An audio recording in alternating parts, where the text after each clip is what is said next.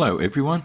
Anyone who's watched any documentaries on the leading figures of the Nazis will be familiar with Joseph Goebbels and his role in the Nazi Party as the Minister of Propaganda. As a leading Nazi, he's remembered and portrayed historically as the epitome of evil. Evil not because he personally engaged in the mass killings of Jews, but because of his role in orchestrating mass media campaigns aimed at demonising a particular race and class of people, namely said Jews. Yet here we are in 2024 in Australia, where Goebbels-like conduct is being mirrored by political leaders and the mainstream media in ways that, to my eyes, vary very little from the tactics used by Goebbels almost 100 years ago. What we have now isn't a single Goebbels-like figure, but lots of little Goebbels, seemingly unaware of how incredibly Goebbels they actually are.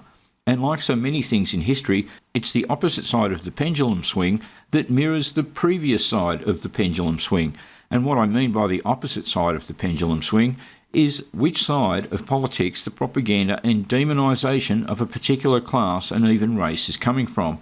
And in 2024 in Australia, the Goebbels behaviour is coming from the left, the 21st century's neo-fascists. Recently, on the 26th of January, Australia Day rolled around. And as with every Australia Day of at least the last few decades, divided opinions manifest as to whether Australia Day is a day of celebration or commiseration. For the benefit of my overseas viewers, Australia Day, or what was known prior to 1935 as First Landing Day or Foundation Day, commemorates the landing of Britain's first fleet in Botany Bay on the 26th of January 1788.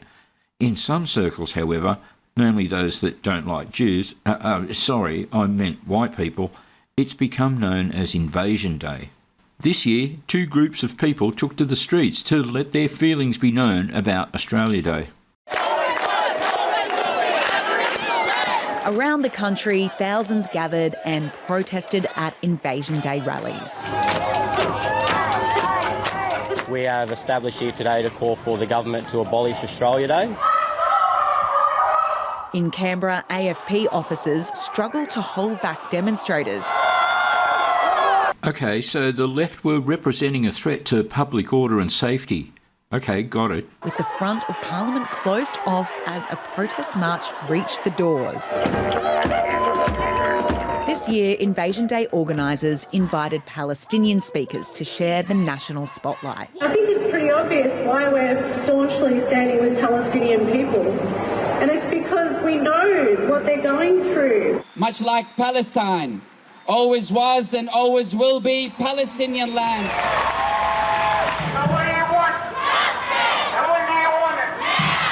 This was the first major gathering since last year's failed referendum, and emotions ran high. We're marching for a black future.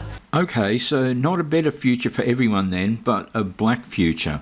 I think that could be construed as racist, but, maybe not. For example, if I said I was marching for a white future, you wouldn't construe that as racist, no? And you'd televise it on the national broadcaster to give me a voice, yeah? We're marching for redemption from a failed referendum. So when you protested in exactly the same way in the years before the failed referendum, that was also because of the failed referendum, was it? We're demanding that white Australia come to the table and actually engage with us in authentic ways. It's ironic that that cut to the sound of a didgeridoo is incredibly close to the sound of an appropriate response to what she just said. Demanded. Issues of poor healthcare, land rights and youth incarceration all featuring in speeches. A lot of us are born into racism. That's the reality. A lot of us are born into poverty. That's the reality. Well, it's definitely true that you're born into racism. The racism of blaming and hating whitey for all your problems. No wonder your children end up in juvenile detention when you raise them to rebel against societal norms, expectations and the law, because it's the white man's law. And you're poor because you expect white man to pay you welfare rather than lifting yourselves up by actually getting a fucking job. The happiest Aborigines that I see are those that participate in modern society, not those that reject it. But this government, they criminalise poverty. Yeah, woo! Tell it, sister. I mean, what an utterly preposterous statement. Every government in the history of Australia has failed Aboriginal people. Invasion Day is our day of remembrance. It is the day we honour the people we no longer have standing with us. Elsewhere, families gathered in a more relaxed setting, others holding Survival Day events. Here in Sydney, high temperatures didn't deter thousands from showing up.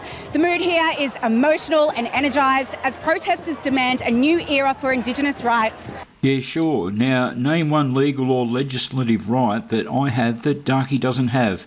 Go on, I'd love to hear it. Leave it in the comments below, but I'd be willing to bet that the only thing you can come up with is something that isn't actually a law, thus demonstrating that you don't even understand the meaning of the word rights that you postulate so readily.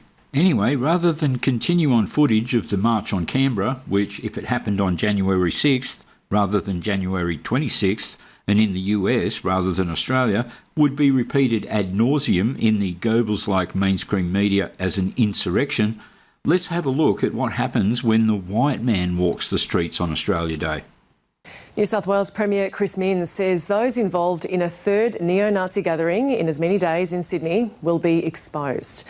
About 20 men dressed in black gathered in a North Sydney park on Sunday morning.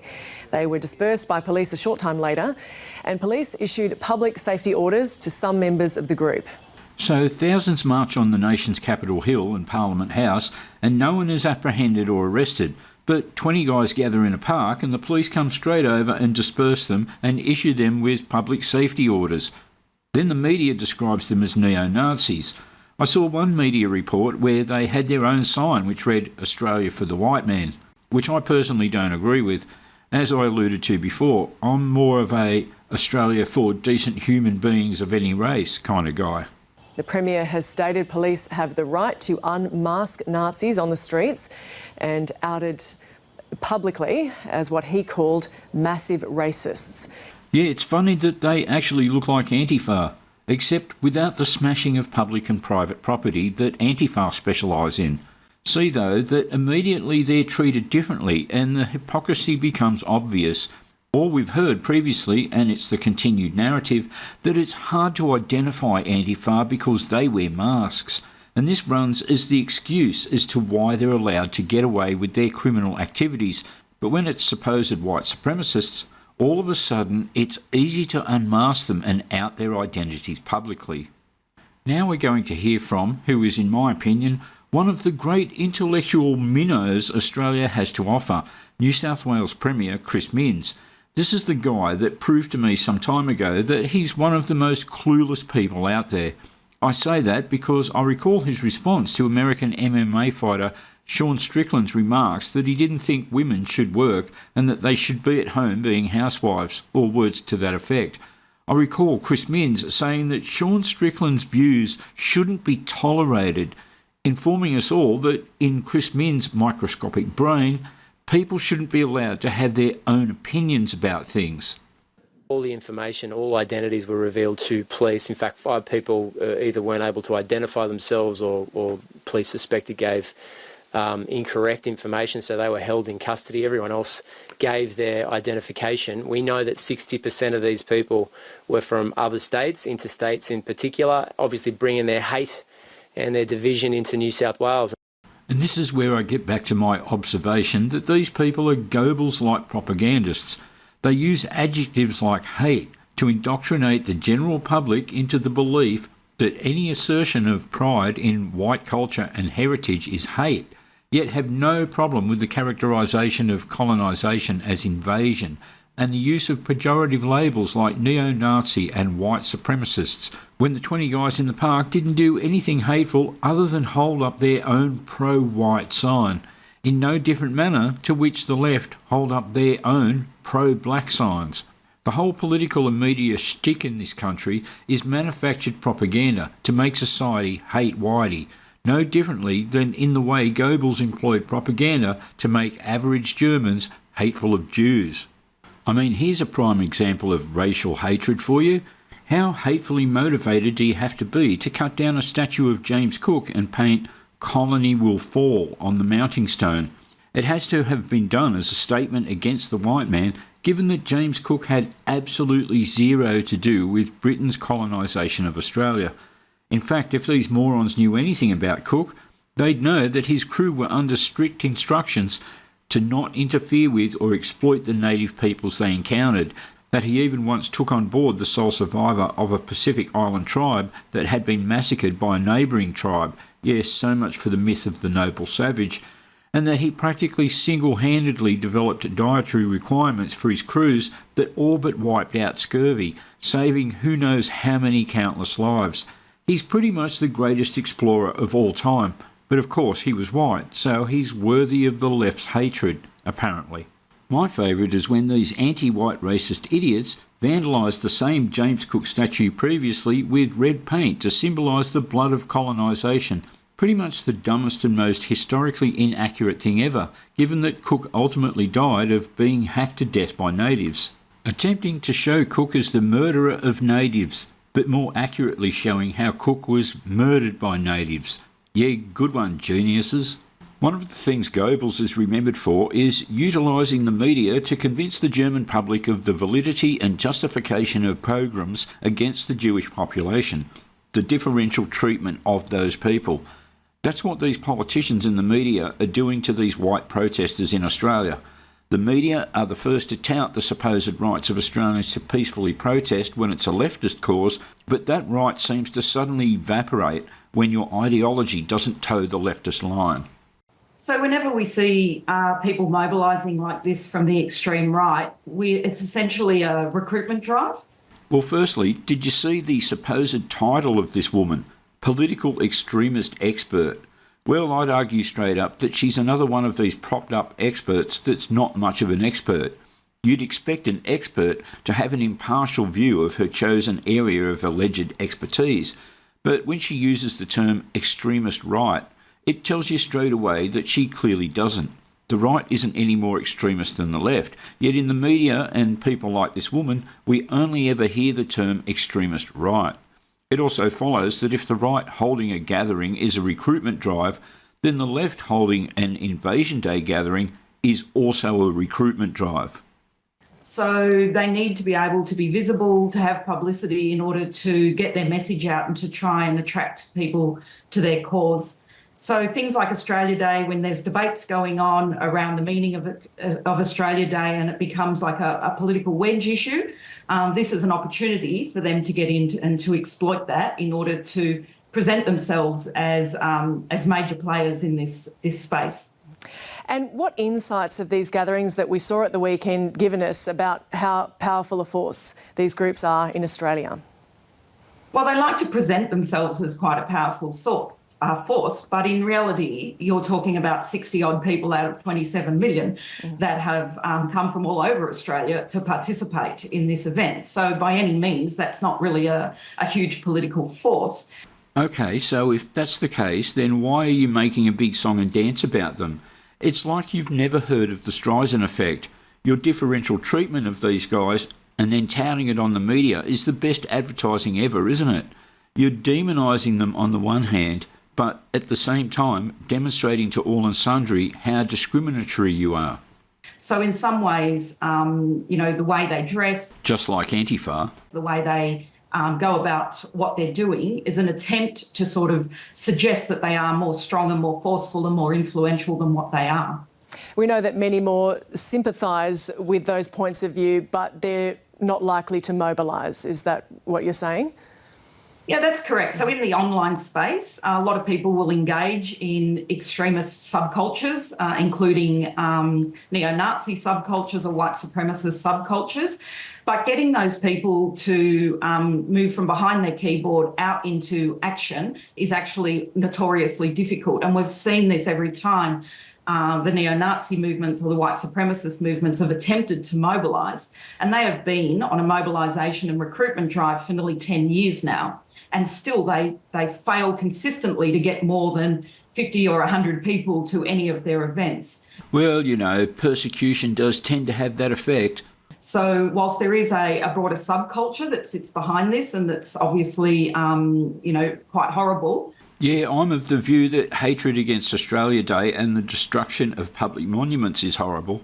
The portrayal of colonisation as only being genocidal and negative without recognising any of the benefits that came with it is horrible. So, we all have our own perspective on what's horrible and what isn't. But carry on. Mobilising to the streets, it's actually very, very, very few people are willing to go out there and support these movements in any physical form. And of course, they were wearing masks. Now, the threat of being publicly exposed that we've heard lately there from the New South Wales Premier, is that a deterrent? Publicly, left-wing Nazi-style intimidation will probably seem effective, but you're never going to change their minds privately, are you? If anything, you're only going to strengthen their resolve that you're all a bunch of cunts. You don't understand human nature at all, do you? Of course, that's a rhetorical question. You don't care to understand. You just want control. Well, I think you have to look at all these ideas from the perspective of what they will achieve. And look, unmasking people will no doubt feel good when we expose a few people, but what are the long-term possibilities of that? So I think they're twofold. There are some people who are very happy to be unmasked and to be given a sort of notorious statement, to be seen as big guys in this space. For people around the fringes of the movement that may just be beginning to get involved, potentially unmasking them might be counterproductive because it starts then to block their options for leaving these movements behind. So I think, there's never a one-size-fits-all solution to this sort of problem, and we need to be looking at the difference between how we respond potentially to leaders, potentially to people who are just sort of beginning to get involved, looking at difference between sort of people who've got very strong ideology and people who might be involved more for social reasons, and sort of have a nuanced response in order to address all these different things that might be going on for people in these movements. And looking at some of those other tools, we have the move on orders which were used. There's also the banning of Nazi symbols and salutes. Do we know these to be effective? You'd imagine so. If you remove their identifiers, it's much easier to point the finger at anyone and call them a Nazi. If they can't identify themselves, they're only left with you to identify them. They're not allowed to wave their metaphoric Star of David. They're just left with you to give them a yellow star to wear. So what they do is they provide more options for police responses, but what we also know is that police response is never going to be enough in itself.